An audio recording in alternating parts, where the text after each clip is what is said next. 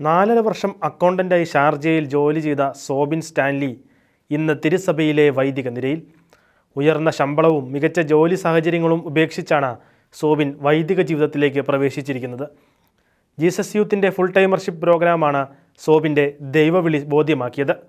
തായ്ലൻഡിൽ വെച്ച് ക്രിസ്തു ചങ്കിലൊരു നെരിപ്പോടായി മാറി. തുടർന്ന് ശ്രീലങ്കയുടെ വിവിധ ഭാഗങ്ങളിൽ വചനദൂതുമായി അലയുമ്പോഴും ഹൃദയത്തിലുണ്ടായിരുന്നത് ഒരു പുരോഹിതനാകണമെന്ന ചിന്ത. ഒരു സാധാരണ കത്തോലിക്ക കുടുംബത്തിൽ ജനിച്ച സോബിൻ്റെ വല്യച്ഛൻ വിശ്വാസവിരുദ്ധമായ ഒരു പ്രസ്ഥാനത്തിൽ വിശ്വസിച്ചതിനാലാകണം വിശ്വാസ കാര്യങ്ങളിൽ അപ്പനും ഏറെ പിന്നിലായിരുന്നു. അപ്പൻ ഒരു മദ്യപാനിയായിരുന്നതിനാൽ സമ്പാദ്യം ചോർന്നു പോയത് അറിഞ്ഞിരുന്നില്ല. അക്കാലത്തെ നല്ലൊരു സിവിൽ കോൺട്രാക്ടർ ആയിരുന്നിട്ടും സോബിൻ്റെ ബാല്യം ദാരിദ്ര്യം നിറഞ്ഞതായിരുന്നു. ഇതിൽ നിന്നും വ്യത്യസ്തമായി അമ്മ തികഞ്ഞ വിശ്വാസിയുമായിരുന്നു. കരിസ്മാറ്റിക് പ്രാർത്ഥനകൾ ഏറെ ഇഷ്ടപ്പെട്ടിരുന്ന അമ്മ കരിസ്മാറ്റിക് പ്രാർത്ഥനാ ഗ്രൂപ്പുകളിൽ പോവുകയും വചനപ്രഘോഷണം നടക്കുന്ന മറൈൻ ഡ്രൈവ് തുടങ്ങിയ സ്ഥലങ്ങളിലൊക്കെയും മകനെയും കൂട്ടി പോവുക പതിവായിരുന്നു. ഒരു പാക്കറ്റ് സ്വീറ്റ് ബ്രെഡും വെള്ളവുമായി പോകുന്ന അവർക്ക് പലരിൽ നിന്നും പരിഹാസവും പഴിയും മാത്രമായിരുന്നു സമ്മാനം. അപ്പോഴെല്ലാം തിരിച്ചൊരു ചെറുപുഞ്ചിരി സമ്മാനിച്ച് അമ്മ ജപമാലയിൽ ആശ്വാസം കണ്ടെത്തിയിരുന്നു. ഇനിയുള്ള ഭാഗങ്ങൾ അച്ഛൻ പറയുന്നത് ഇങ്ങനെയാണ്. സാവധാനം ഞങ്ങളുടെ വീട്ടിലും വിശ്വാസത്തിൻ്റെ തിരുവട്ടം തെളിയുവാൻ തുടങ്ങി. ത്യാഗത്തോടെയുള്ള അമ്മയുടെ പ്രാർത്ഥന അപ്പനിൽ വലിയ സ്വാധീനം ചെലുത്തുകയും അമ്മയുടെ നിർബന്ധത്തിന് വഴങ്ങി ജോലി ഒന്നുമില്ലാതെ വീട്ടിൽ വിഷമിച്ച് കഴിഞ്ഞിരുന്ന അപ്പൻ ഡിവൈൻ ധ്യാന കേന്ദ്രത്തിൽ ധ്യാനത്തിന് പോയി.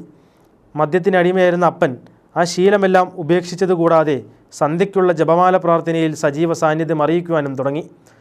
അപ്പൻ ജോലിക്ക് പോയി തുടങ്ങുകയും സാമ്പത്തിക നില മെച്ചപ്പെടുകയും സഹോദരിക്ക് നന്നായി പഠിക്കാനുള്ള സാഹചര്യങ്ങൾ തെളിഞ്ഞു വരികയും ചെയ്തപ്പോൾ ജപമാല പ്രാർത്ഥനയിലൂടെ പരിശുദ്ധ മറിയം ജീവിതത്തിൽ എങ്ങനെയൊക്കെ ഇടപെടുന്നുവെന്ന് ഞാൻ അറിയുകയായിരുന്നു. ജീസസ് യൂത്ത് എന്ന സംഘടനയിൽ ആകൃഷ്ടയായ ചേച്ചി ഇടവകയിലെ പ്രവർത്തനങ്ങളിൽ സജീവമായി. ആ നാളുകളിൽ നടന്ന ധ്യാനത്തിൻ്റെ അവസാന ദിനത്തിൽ ദൈവവിളിക്കായി പ്രാർത്ഥിക്കുന്ന ഒരാൾക്ക് അതിനുള്ള സാഹചര്യം ദൈവം ഒരുക്കുന്നുവെന്ന സന്ദേശം കേട്ടപ്പോൾ അത് മറ്റാരുമല്ല ഞാൻ തന്നെയാണെന്ന് ഞാൻ മനസ്സിൽ ഉറപ്പിച്ചു.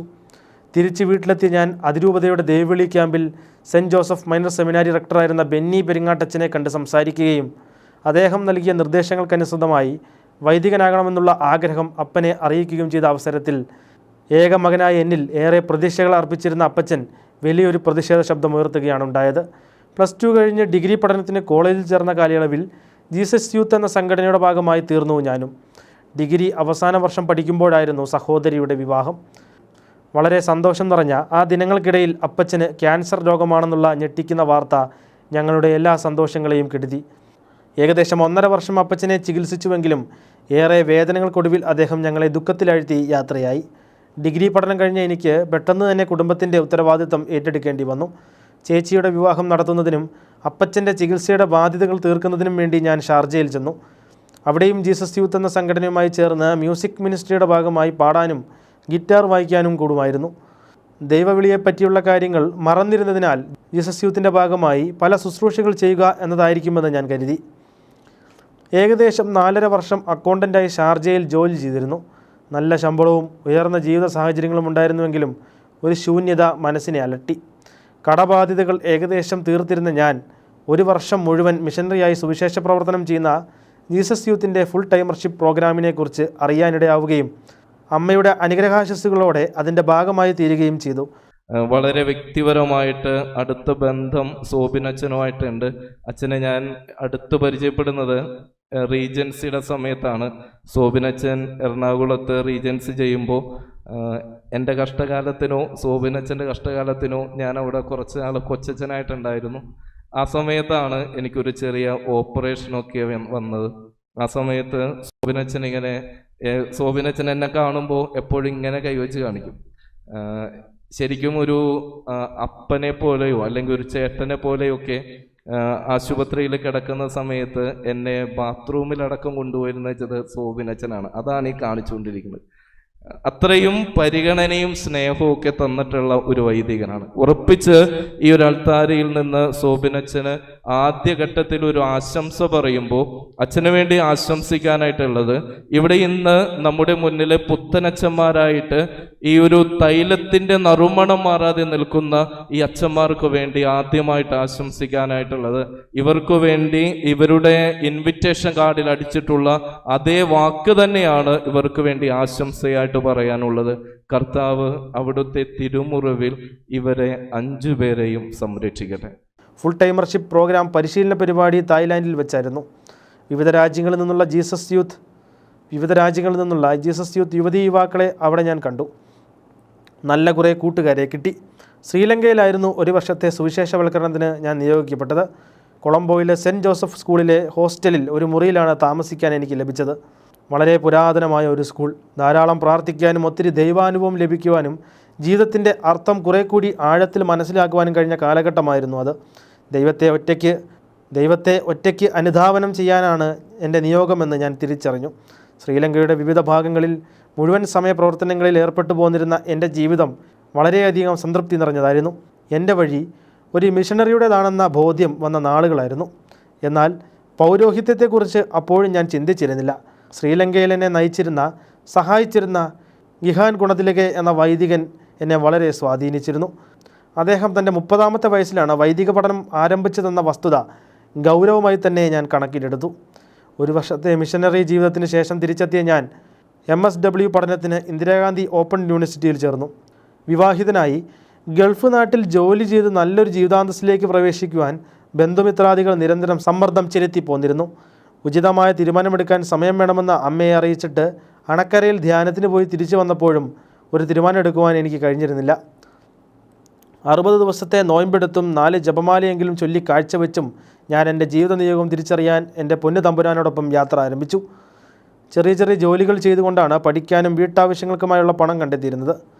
ജീസസ് യൂത്തിലെ സുഹൃത്തുക്കളുമായി പ്രാർത്ഥനയിൽ മുഴുകിക്കഴിഞ്ഞിരുന്ന ഒരു ദിവസം വല്ലാർപാടത്തമ്മയുടെ ദേവാലയത്തിൽ പോയി പ്രാർത്ഥിക്കണമെന്ന പ്രചോദനമുണ്ടാവുകയും ദേവാലയത്തിലെ ദിവ്യബലിക്ക് ശേഷം കുമ്പസരിച്ചപ്പോൾ സെബാസ്റ്റ്യൻ കറുകപ്പള്ളി അച്ഛൻ നൽകിയ ഉപദേശം, നിൻ്റെ ജീവിതത്തിൻ്റെ വിളി തിരിച്ചറിയുക, അതനുസരിച്ച് ജീവിക്കുക, അതാണ് യഥാർത്ഥ ക്രിസ്തീയത എന്നായിരുന്നു. വിശുദ്ധ പത്രോസിൻ്റെയും പൗലോസിൻ്റെയും തിരുനാൾ ദിനം ഇടവകപ്പള്ളിയിലെ കപ്പ്യാരായിരുന്ന യശശരീരനായ എക്സിച്ചേട്ടൻ പറഞ്ഞതനുസരിച്ച് വചനവായനയ്ക്ക് ശേഷം പുറത്തിറങ്ങിയപ്പോൾ അടുത്ത പരിചയമൊന്നുമില്ലാത്ത ഒരു ചേട്ടൻ എന്നെ സമീപിക്കുകയും ചെറുപ്പത്തിൽ സെമിനാരിയിൽ ചേരുവാൻ ആഗ്രഹമുണ്ടായിരുന്നില്ലേ എന്നും സാധിക്കുമെങ്കിൽ സെബാസ്റ്റ്യൻ കറുകപ്പള്ളി അച്ഛനെ പോയി കാണണമെന്നും പറഞ്ഞു. അവസാനവട്ട ഉറപ്പിക്കലെന്നോണം 3 ദിവസത്തെ ധ്യാനത്തിനായി എൻ്റെ സുഹൃത്ത് ആൻ്റണിയും ഒന്നിച്ച് ഞാൻ ധ്യാനത്തിന് പോയി.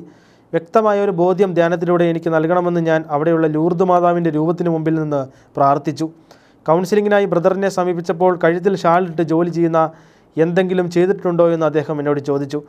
സെമിനാരിയിൽ ചേരാൻ ആഗ്രഹിച്ചിരുന്നോ എന്നും അതാണ് നിൻ്റെ വിളിയെന്നും അദ്ദേഹം എടുത്തു പറഞ്ഞു. ധ്യാനത്തിന് ശേഷം വീട്ടിൽ തിരിച്ചെത്തിയ ഞാൻ എല്ലാ കാര്യങ്ങളും അമ്മയെ അറിയിക്കുകയും സെമിനാരിയിൽ ചേരുവാൻ ആഗ്രഹിക്കുന്നുവെന്നും പറഞ്ഞു. അമ്മയ്ക്ക് പൂർണ്ണ സമ്മതമായിരുന്നു. ഒരു സുഹൃത്ത് വഴി വിശ്രമജീവിതം നയിച്ചു പോന്നിരുന്ന വിൻസെൻഷ്യൻ സഭാംഗമായ ജോസഫ് പാമ്പയ്ക്കൽ അച്ഛൻ്റെ അടുക്കൽ ഞാൻ പോവുകയുണ്ടായി. അച്ഛൻ പൗരോഹിത്യ ജീവിതം തിരഞ്ഞെടുക്കുന്നതിന് വളരെയധികം സഹായങ്ങൾ ചെയ്തു തന്നിരുന്നു. വിവിധ ഘട്ടങ്ങളായി ഒട്ടേറെ പ്രയാസങ്ങളും പ്രതിസന്ധികളും നേരിടേണ്ടി വന്നുവെങ്കിലും ദൈവം എന്നെ കൈപിടിച്ച് നടത്തുകയായിരുന്നു. ഇന്ന് ഞാൻ ഏറെ സംതൃപ്തനും സന്തോഷവാനുമാണെന്ന് ഞാൻ തിരിച്ചറിയുന്നു. എൻ്റെ ദൈവവിളി തിരിച്ചറിയാൻ എന്നെ സഹായിക്കുകയും എന്നെ നയിക്കുകയും എനിക്ക് വേണ്ടി പ്രാർത്ഥിക്കുകയും വേണ്ട മാർഗനിർദ്ദേശങ്ങൾ നൽകുകയും തൻ്റെ ജീവിതം കൊണ്ടും പ്രാർത്ഥന കൊണ്ടും എന്നെ ഏറെ സ്വാധീനിച്ച എനിക്ക് വേണ്ടി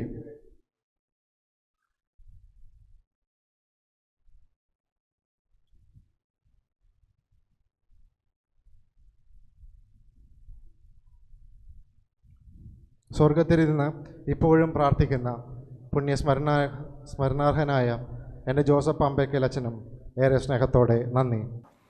വരാപ്പുഴ അതിരൂപത മെത്രാപ്പോലിത്ത ഡോക്ടർ ജോസഫ് കളത്തിപ്പറമ്പിലിൻ്റെ മുഖ്യ കാർമ്മികത്വത്തിൽ നടന്ന തിരുപ്പട്ടദാന തിരുക്കർമ്മത്തിലൂടെ സഭയിലെ പുരോഹിതനായി ഉയർത്തപ്പെട്ടു. വരാപ്പുഴ അതിരൂപതാംഗമായ ആശിഷ് അഗസ്റ്റിൻ തുണ്ടിപ്പറമ്പിൽ, ജിക്സൺ ജോണി ചേരിയിൽ, നിവിൻ നിക്സൺ പൂതുക്കട, സാവിയോ ആൻ്റണി തെക്കേപ്പാടത്ത് എന്നിവരോടൊപ്പം Ernakulam Saint Francis Assisi Cathedral ദേവാലയത്തിൽ വെച്ചാണ് പട്ടം സ്വീകരിച്ചത്.